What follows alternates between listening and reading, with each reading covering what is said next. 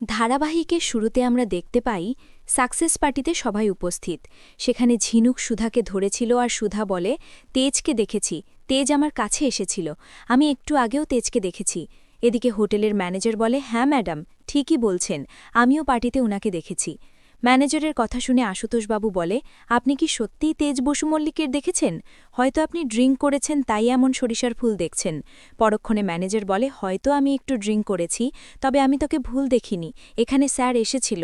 অপরদিকে সুধা বারবার বলেই চলেছে, তেজ সত্যি এসেছিল, তেজ আমার কাছে এসেছিল, ওই চোখ কখনো ভুল হতে পারে না, আমি তেজকে দেখেছি এক্ষুনি। অন্যদিকে আমরা বাড়িতে দেখতে পাই ফোনটা হাতে নিয়ে ঠাম্মি বলে, আমার সুধা কখনো ভুল হতে পারে না, কখনোই আমার সুধা এটা করতে পারে না। তখনই সুধা, ঝিনুক, আশুতোষ এবং বাকি সবাই চলে আসাতে ঠাম্মি সুধাকে বলে, আজ পার্টিতে কি হয়েছিল?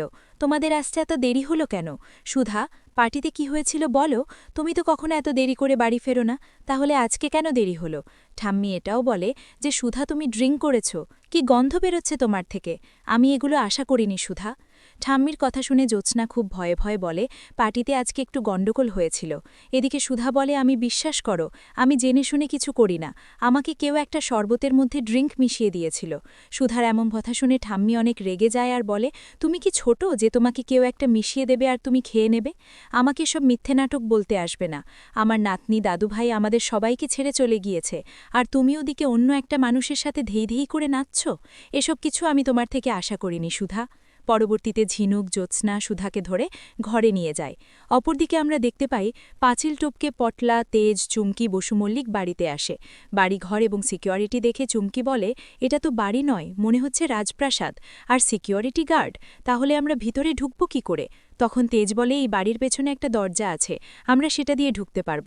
তেজের কথাটা শুনে চুমকি বলে, তুই কি করে জানলি বাড়ির পেছনে দরজা আছে? কখনো এসেছিস সেখানে? তেজ বলে, আমি জানি না। পরবর্তীতে তেজ বলে, আমি কথা যখন দিয়েছি তখন ঠিক ওই আর তোমাকে এনে দেব, এটা বলেই বাড়ির ভিতরে চলে যায়। তখন চুমকি বলে, আমি বিচুকে ঠিকভাবে ট্রেনিং দিয়েছি তাই না পটলা? পটলা বলে, এটা ওর প্রথম কাজ, তুমি ওকে বিপদের মুখে ঠেলে দিলে না তো, যদি ধরা পড়ে যায়? পরের সিনে দেখি সুধা বিছানায় ঘুমাচ্ছিল।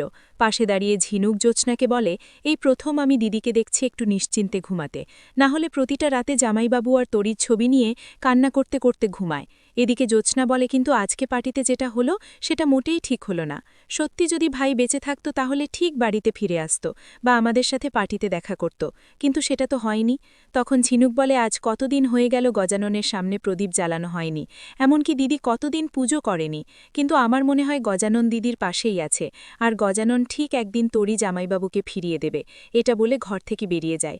ঝিনুক জ্যোৎস্না ঘর থেকে বেরিয়ে যাওয়ার পরে কালো কাপড়ে মুখ ঢেকে তেজ এসে সুধার পাশে বসে আর বলে, তোমাকে আমার কেন এত চেনা লাগে?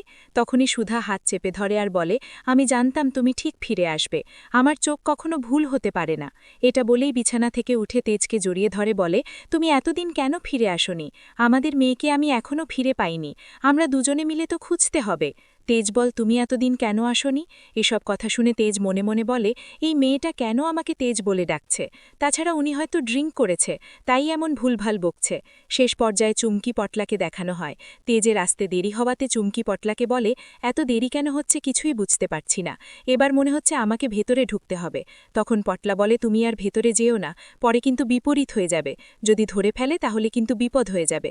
পরক্ষণ চুমকি বলে, আজ পর্যন্ত কোনো পুলিশ ধরতে পারেনি, এমনকি ছুঁতেও পারেনি, আর আজকেও পারবে না, এটা বলেই বাড়ির ভেতরে চলে যায়।